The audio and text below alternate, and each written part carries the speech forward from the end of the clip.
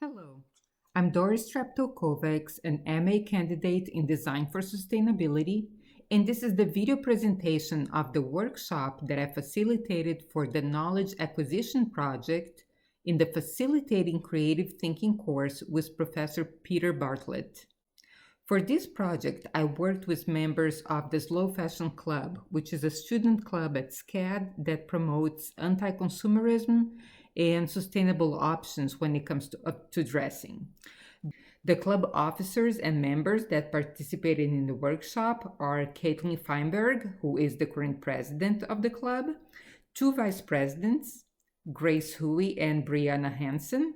Abby Wigan is the secretary, Eva Boyer is a club liaison, and Brianna Harris is a club member. Before the workshop took place, I communicated with the officers via email to identify any existing problems with the club, and the consensus response was the issue with low retention of club participants. So I devised a workshop with the goal of engaging the officers and members in creative thinking to identify how to promote and maintain student engagement with the club. The workshop happened on February 6 in room 203 at Morris Hall, which is the same room where the club meets every other week. The workshop was divided in three separate moments: a warm-up activity, a visual storytelling activity, and a conversation to draw insights.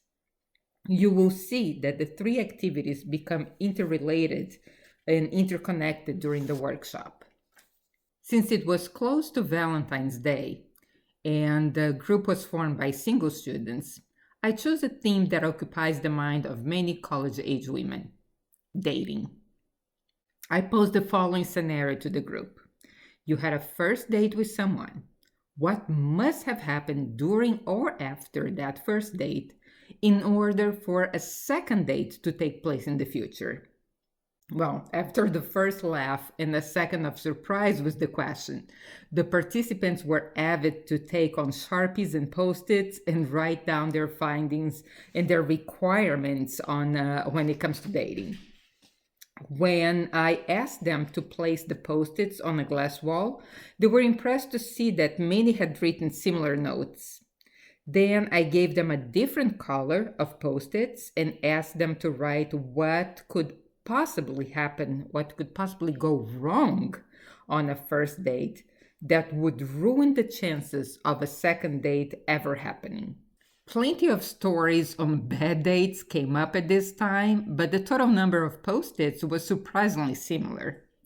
Next, I instructed them on how to convert the Post-it walls into an affinity map, and they grouped the Post-its with similar notes under keywords or categories.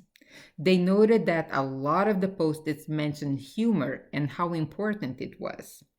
By this point, the group was very uninhibited, and we concluded that activity, and I proposed that we should start talking about the Slow Fashion Club.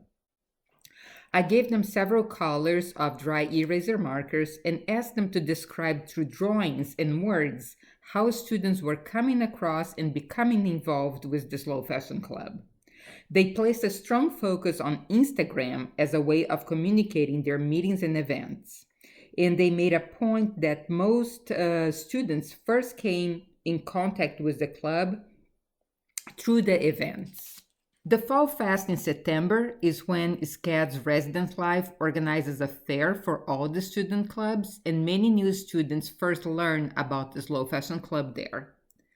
4 of the workshop participants were founding members of the club, but they heard what the other 2 had to say and how they described their experience. They talked about the line for the table of the Slow Fashion Club at the Fall Fest, and also about how friendly and warm the greeting that they received at the event was.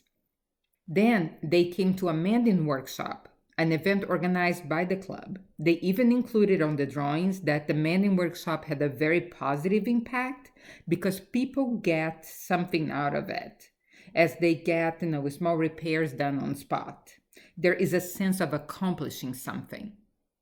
The club uses a newsletter and Instagram to stay in touch with the students. They do a formal meeting in the beginning of the quarter to gather from the members what they would like to do. The participants said that the meetings generate more interest when they offer some interactive activity, like a game or a workshop.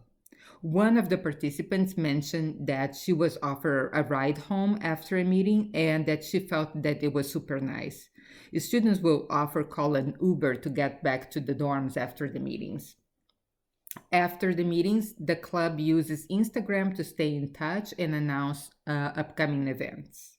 Once the journey map was concluded, I facilitated the conversation to draw insights.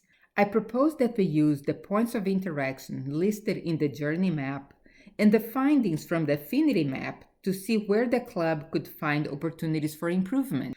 So here are some of the concepts developed for each of the interaction points. The Instagram account needs to be more intense and have a constant flow of content. One of the participants suggests creating like Instagram takeovers to generate more exciting content. The meetings and events must be advertised in advance, but also followed with reminders so that people don't forget about them. The events are a significant opportunity to recruit new members. They must be used to create communication channel by gathering contact information. The meetings must be fun and engaging. They need to adopt humor, encourage conversation, and members must leave feeling good. Meetings could use a more attractive location than room 203. A meeting should provide some form of a takeaway to participants, being it a repair garment or a swapped item, or the sense that they learned something important when they come. Follow-ups after the meeting is very important. People are more likely to come back when they feel appreciated. We didn't get to address the things that the club needs to avoid, like the don'ts from the first date warm-up activity. It was starting to get late. I pointed the participants back to the wall where the post-its from earlier in the evening were, and I asked them what would happen if the first date turned into a second date and into a third date and so on. Yes, I was fishing for one specific answer, which Brianna Harris was very quick to give. Well, then you put a ring on it, she said. So I thanked all the participants by putting a ring on it, distributing ring pops. It was a light-hearted way to conclude the evening. In retrospect, I feel that the workshop was very successful. I wish I had someone else taking pictures and videos so that I could provide better documentation of it. I know that one of the ideas discussed in the workshop has already been implemented. The club had a mending workshop, but it was held in the first floor of Morris Hall in a room that feels more like a lounging area than a lecture room. Far more inviting. Other points are still a work in progress. The club had a clothes swap this past week, but the location and the date was not confirmed until 5 days prior to the event, leaving only a small window of time for advertising.